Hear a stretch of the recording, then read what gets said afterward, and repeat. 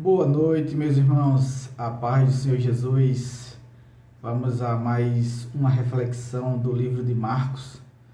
Hoje a gente vai refletir sobre o texto que está em Marcos 10, do verso 46 ao 52. Nessa passagem aqui a gente vai presenciar praticamente o fim da segunda fase do ministério de Jesus, que é o ministério que se iniciou na região da Galileia e agora ele vai entrar em Jerusalém. E é uma passagem, é um percurso bem longo que Jesus vai fazer aqui como é que eu posso falar? Nesse último parágrafo do capítulo 10, vai ser um longo caminho, uma longa caminhada aí. A gente está falando aí de mais de 190 quilômetros de caminhada, né? Se hoje a gente fosse fazer esse percurso, né, que a gente vai ver daqui a pouco, a gente iria demorar aí em média 2 horas de carro e disso para cima. Mas vamos entrar aqui no texto, né, para que a gente possa entender melhor o que é que está acontecendo, o que foi que aconteceu aqui no capítulo 10, do verso 46 a 52. Jesus, ele transforma a vida de quem cruza seu caminho. Eu posso dizer que esse é o título dessa passagem. A gente vai falar aqui da cura de um cego de Jericó. Praticamente esse parágrafo ele vai falar somente disso, né? Desse contexto. Mas se tratando da palavra de Deus, não fica só aqui, né? A palavra e o contexto ele é muito mais profundo do que aquilo que a gente lê, do que aquilo que a gente possa imaginar. Amém, meus irmãos? Então vamos ler aqui, começando do verso 46. E a palavra do Senhor diz o seguinte: E foram para Jericó. Quando ele saía de Jericó, juntamente com os discípulos e numerosa multidão, Bartimeu, cego, mendigo, filho de Timeu, estava assentado à beira do caminho. E ouvindo que era Jesus o Nazareno, pôs-se a clamar: Jesus, filho de Davi, tem compaixão de mim. E muitos o repreendiam para que se calasse. Mas ele cada vez gritava mais: Filho de Davi, tem misericórdia de mim. Parou Jesus e disse: Chamai-o. Chamaram então o cego, dizendo-lhe: Tem bom ânimo, levanta-te, ele te chama. Lançando de si a capa, levantou-se de um salto e foi ter com Jesus. Perguntou-lhe Jesus: Que queres que eu te faça? Respondeu o cego: Mestre, que eu torne a ver. Então Jesus lhe disse: Vai, a tua fé te salvou. E imediatamente tornou a ver e seguia Jesus estrada fora. Amém, meus irmãos? Veja que parece até uma coisa comum, né, acontecendo, né, diante de tantos milagres que Jesus já realizou aqui no livro de Marcos, né, registrado no livro de Marcos. E só que aqui tem muito mais informação do que o que a gente leu, do que o que a gente possa imaginar. Vamos refletir sobre o texto, né, e vamos ver o que é que o Senhor Jesus ele coloca no nosso coração como mensagem para o contexto dessa passagem. Então, eu vou dividir essa passagem aqui em 3 partes. A primeira parte vai do verso 46 ao 47. E eu coloco essa parte como sua triste situação. Esse é o título dessa primeira parte. A segunda parte é o verso 48. E eu intitulo ela de Sua Dificuldade Extra. E a terceira e última parte vai do 49 ao 52, que é o último verso do capítulo 10. E eu intitulo ela de A Bênção Maravilhosa de Jesus. Então vamos pegar a primeira parte e vamos esmiuçar um pouco até chegar no final. No verso 46 diz o seguinte: E foram para Jericó. Quando ele saía de Jericó, juntamente com os discípulos e numerosa multidão, Bartimeu, cego, mendigo, e aí já vai entrando no título da parte, da primeira parte, que é a sua triste situação. Bartimeu, ele era cego e mendigo. Nessa época aqui, só para vocês saberem, uma pessoa que era cega, ou paralítica, ou se tivesse qualquer outro tipo de doença, doença crônica, ou qualquer tipo de doença incurável, era considerado um miserável. Era uma pessoa, se essa pessoa não tivesse alguém rico na família que pudesse sustentar essa pessoa era automaticamente um mendigo, porque ela não tinha como se sustentar, não tinha como trabalhar. A sociedade aqui nessa época era muito preconceituosa. Então um cego aqui, hoje não, hoje a gente tem os benefícios, tem a aposentadoria, do deficiente, hoje aqui no Brasil, ela oferece esses benefícios, da aposentadoria, para quem tem uma certa deficiência, Aqui não tinha nada de aposentadoria, não tinha nada de benefício. Aqui a única coisa que a pessoa poderia fazer era pedir esmola. E por isso que eu coloquei o título dessa passagem aqui, aliás, dessa primeira parte, de A Triste Situação. E o interessante é que, diante dessa situação tão triste, como eu acabei de falar, essa pessoa, o Bartimeu, ele transformou essa questão essa dificuldade que ele estava tendo, essa deficiência, esse bloqueio aí com a sociedade, ele transformou em um clamor. Veja só o que diz no verso 47.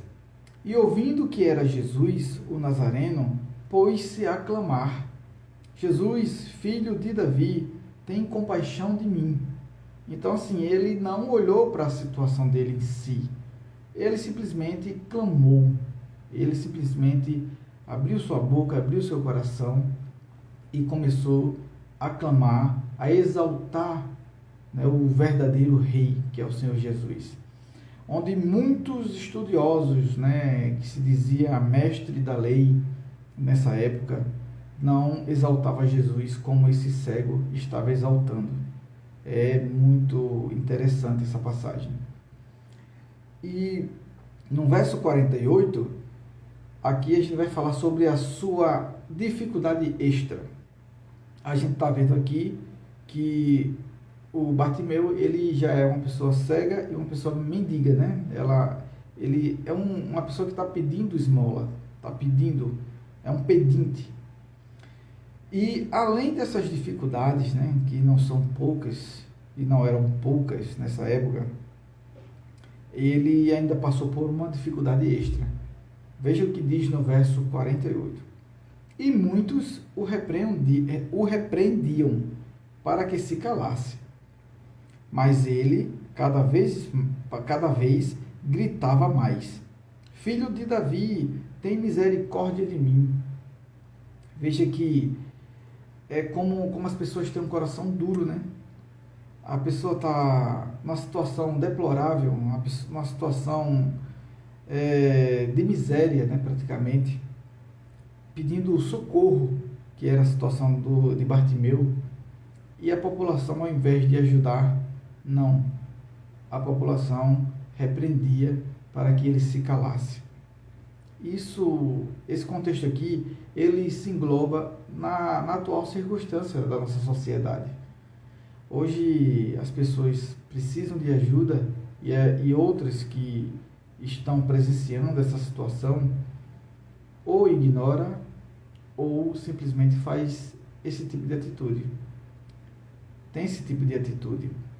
Manda se calar, menospreza ou tenta humilhar. Qualquer uma dessas opções aí ou outras opções piores que essas. E aqui é interessante que mesmo as pessoas ignorando, mesmo as pessoas repreendendo esse cego aqui, esse mendigo, mas teve um que parou, escutou e estendeu a mão. E esse foi Jesus Cristo. E ele não fez isso só uma vez, e ele também não parou de fazer isso. Ele vai continuar fazendo isso por toda a nossa vida. Ele sempre vai nos estender a mão. E a terceira e última parte fala sobre a bênção maravilhosa de Jesus. Não esquecendo que nessa segunda parte que eu acabei de citar, o que eu destaco aqui também é a perseverança. Né? No verso 48, as pessoas o repreendiam, mas ele não se calou. Ele poderia ficar até com medo de apanhar, né, de ser agredido ali, mas não, ele continuou. As pessoas repreendendo, mandando ele se calar, e a palavra diz, mas ele cada vez gritava mais. Olha. Então ele não se calou. A vontade, a sede de ter um encontro com Jesus era tão grande que ninguém calava esse homem. E esse homem gritava e exaltava Jesus, dizendo Filho de Davi. Era um título muito poderoso, porque aqui estava apontando para o reino messiânico, que é o reino do Messias, né? O prometido de Deus. E agora entrando na bênção maravilhosa de Jesus, que vai do verso 49 ao 52, a palavra do Senhor diz o seguinte: Parou Jesus e disse, chamai-o. Chamai-o. Chamaram então o cego, dizendo-lhe, tem bom ânimo, levanta-te, ele te chama. É interessante que aqui tem 3 pontos aqui que eu queria citar nesse verso 49. 4. Primeiro, Jesus parou, né? Ele começou a olhar para aquele mendigo, para aquele cego. E na sequência ele disse, chamai-o. Jesus poderia muito bem chamar ele de longe, mas tinha muita gente. E como a gente sabe, Jesus ele permite que as pessoas também participem do seu reino, também tenham uma função no seu reino. E ele diz, chamai-o. Então, os seus discípulos foram lá. E eles, né, eu acredito que pelos ensinamentos que ele vinham tendo de Jesus, eles foram com um texto suave, um texto que acalmou um pouco a situação, aquela, como é que eu posso dizer, aquela agonia que aquele cego estava passando naquele momento. Ele chegou e disse, tem bom ânimo. Como é bom a gente ouvir essa palavra em meio a uma tempestade na nossa vida. A gente, às vezes, entra em desespero e não tem ninguém que chegue do nosso lado e diga uma palavra dessa, né? Tem bom ânimo. E na sequência ele diz, levanta-te, ele te chama. Veja só, hoje, falando de hoje, né, no contexto atual, a gente vê muitas igrejas aí fazendo chamados, apelos, muitas pregações, né, nas redes sociais, e essa frase aqui, ele te chama, Jesus te chama, Jesus está te chamando, Jesus está te convidando, é uma frase que a gente ouve muito, muito, e hoje parece que virou costume das pessoas ignorarem esta frase. as igrejas, os evangelistas, os missionários, todo o povo de Deus que evangeliza de fato, que prega a palavra de Jesus, eles fazem esse apelo. Ele te chama, Jesus te chama. Aceite o Senhor Jesus como o Senhor e único Salvador da sua vida. E muita gente continua ignorando, continua fingindo que não ouviu, continua fingindo que aquilo ali é mais uma simples pregação, um simples chamado, e não olha para o efeito, para o que tem além dessa simples frase.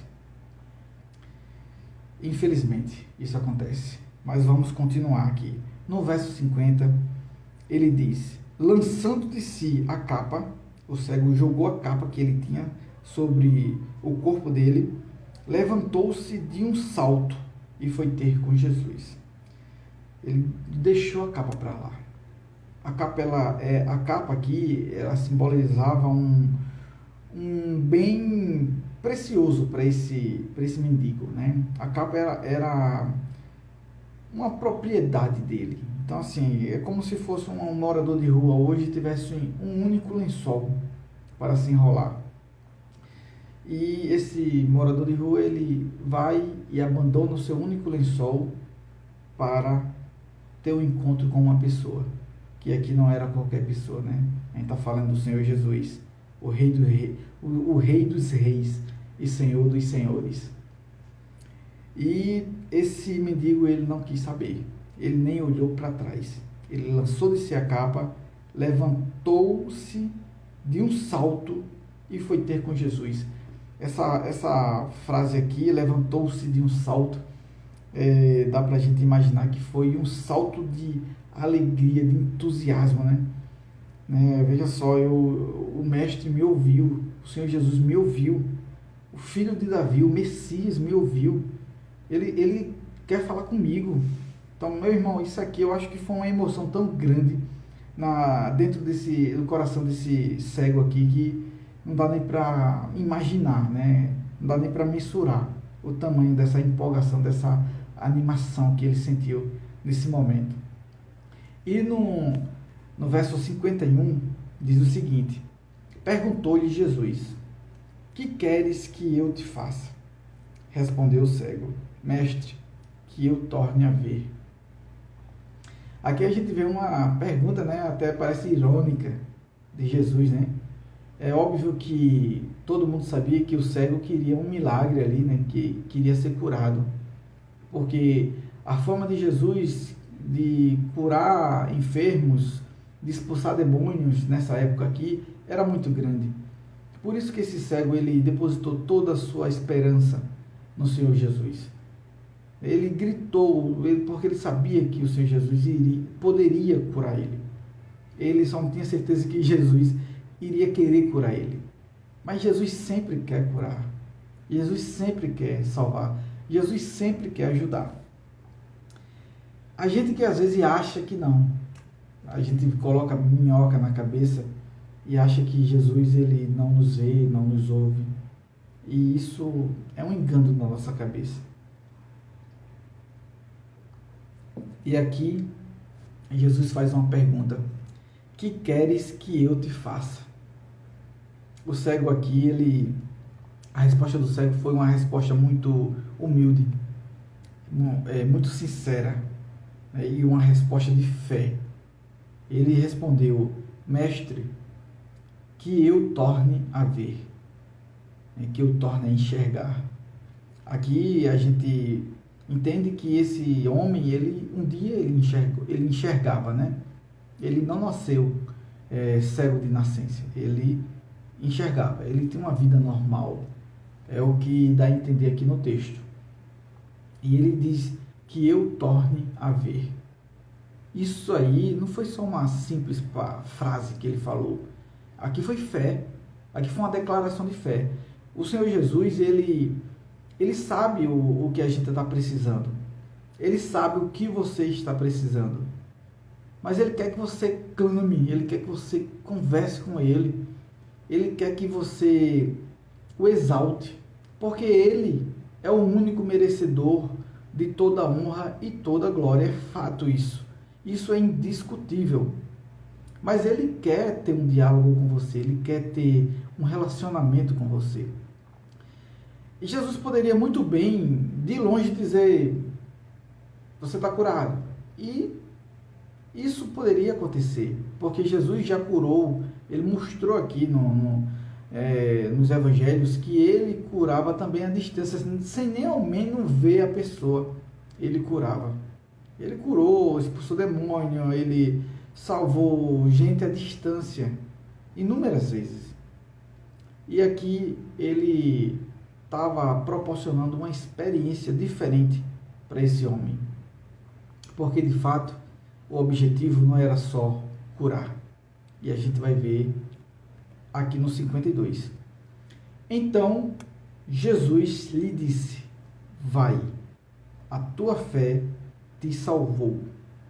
E imediatamente tornou a ver e seguia Jesus estrada fora. Meu amigo, isso aqui eu vou te contar, é algo extraordinário. É algo extraordinário.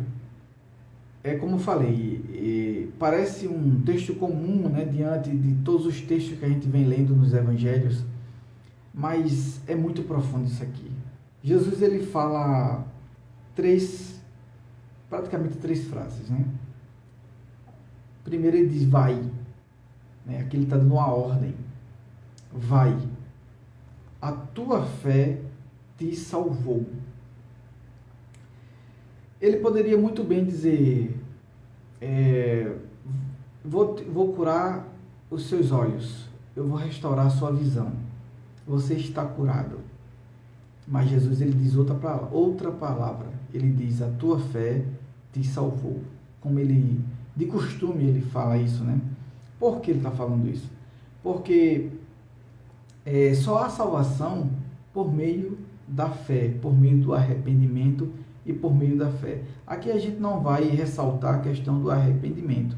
Só em você ter fé, automaticamente você já está se arrependendo, automaticamente você está se humilhando. E foi o caso desse rapaz aqui. Eu posso dizer que é um rapaz, eu não sei a idade dele também, eu não sei qual é a idade que ele tinha nessa época. E, de fato, a fé dele o salvou, porque o Senhor Jesus permitiu.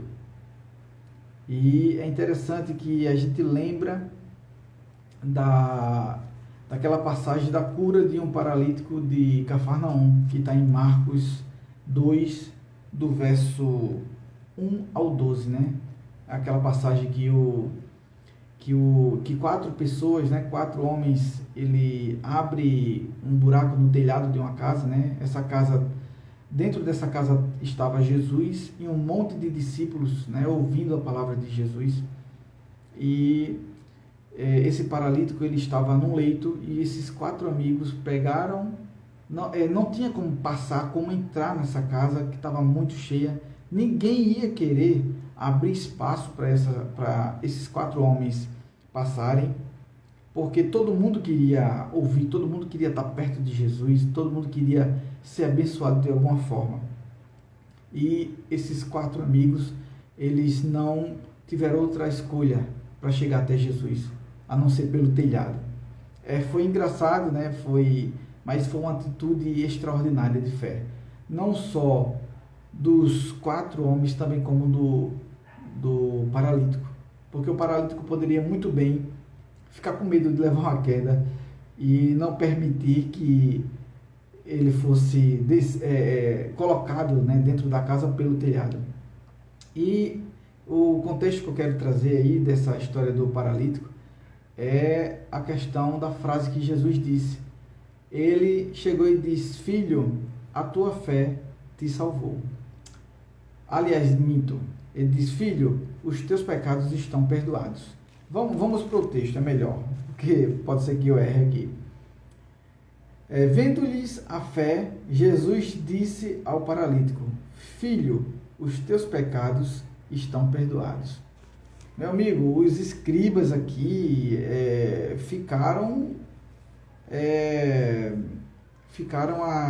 como é que se diz? Criticaram Jesus de uma forma absurda, né? E Jesus ignorou essas críticas. Só que depois de tantas críticas, né, o Senhor Jesus chegou para ele e disse, ora, aliás, aqui, ele falou assim, qual é mais fácil? Dizer ao paralítico, estão perdoados os teus pecados? Ou dizer, levanta-te, toma o teu leito e anda? Ora, para que saibais que o Filho do Homem tem sobre a terra autoridade para perdoar pecados, disse ao paralítico, eu te mando, levanta-te, toma o teu leito e vai para a tua casa. Então, ele se levantou e no mesmo instante, tomando o leito, retirou-se à vista de todos, a ponto de se admirarem todos e darem glória a Deus, dizendo, jamais vimos coisas assim. Jamais vimos coisa assim. Incrível. Jesus curou um paralítico com apenas essa palavra e ele se levantou e foi embora. Então a mesma situação é aqui. Jesus ele não só cura a enfermidade, como ele salva a alma da pessoa, como ele salva o espírito. Por isso que ele disse, vai, a tua fé te salvou. Jesus não está dizendo aqui para onde ele quer que ele não está ordenando e indicando o lugar que ele quer que esse cego vá. Ele só está dizendo, vai. A tua fé te salvou. Esse vai de Jesus aqui é justamente para dar um livre-arbítrio àquele cego. Praticamente ele está dizendo assim, pronto, eu te salvei, eu te curei, agora tome a sua decisão. Aí é com você agora, meu amigo. Agora é com você, meu filho. Tome a sua decisão. Jesus ele não está impondo nada. Ele só apenas disse, vai, a tua fé te salvou. E finalizando aqui, o texto diz, imediatamente tornou a ver. Tornou a ver. O cego ficou bom na hora, só com essa palavra aqui de Jesus. E o texto finaliza assim, e seguia Jesus estrada fora. Então esse cego aqui, ele tomou a melhor decisão. Ou seja, esse ex-cego, ele tomou a melhor decisão. Ele seguiu Jesus, ele se converteu, ele foi curado, ele foi salvo e ele ao mesmo tempo se converteu e seguiu Jesus. Então esse texto aqui, como a gente acabou de ver, é um texto que parece, mais uma vez eu falo, parece ser simples, mas ele é muito profundo e muito rico em sabedoria. No verso 52, Jesus dá a ordem, né? Vai. Na sequência, Jesus dá a bênção, né? A tua fé te salvou. E na sequência, a gente vê a atitude de um novo convertido, né? Que é como o texto diz aqui, e seguia a Jesus estrada fora. Eu tomando isso como lição, né? Como a gente dividiu esse parágrafo em 3, tomando como lição, eu vou citar 3 frases para a gente finalizar. Uma é, clame a Jesus independente da sua situação, pois ele te ouve. A segunda é, persevere na sua fé e ignore as dificuldades. E a última é, siga a Jesus e desfrute a infinita grandeza da salvação. Amém, meus irmãos? Espero que essa mensagem, essa reflexão tenha edificado a sua vida e mais uma vez eu reforço a questão de você tomar a decisão, de você aceitar o Senhor Jesus, aceitar o chamado do Senhor Jesus, que Ele tem falado ao seu coração. Eu acredito que não foi uma ou duas vezes. assim como eu, né, demorei muitos anos para aceitar e a me converter verdadeiramente, eu acredito que você também pode estar passando por essa situação. E na minha vida tinha algo segurando as minhas pernas, como quem segurava as minhas pernas. E isso aí, eu não vou, colocar culpa no inimigo, né? Porque o nosso inimigo, somos nós mesmos, né? Eu não vou botar a culpa, foi Satanás, não sei o que. Não. Satanás, ele está para enganar, para influenciar negativamente em nossas vidas. Mas a decisão é nossa. Nós que tomamos a decisão. O Senhor Jesus, Deus, né, ele nos deu sabedoria, Ele nos deu inteligência, Ele nos deu livre arbítrio para que a gente possa tomar a nossa própria decisão. E eu demorei muito para tomar a minha decisão, mas graças ao Senhor Jesus, que Ele me esperou, e hoje estou aqui servindo a Ele verdadeiramente, em espírito e em verdade. E eu, sinceramente, eu oro todos os dias para que cada um que ainda não tomou essa decisão, que tome o quanto antes, porque não tem outro caminho. Não existe outro caminho a não ser o caminho do Senhor Jesus. A paz do Senhor Jesus, fique com Deus e até o próximo vídeo, até a próxima reflexão do livro de Marcos. A paz do Senhor Jesus, meus irmãos, fiquem com Deus.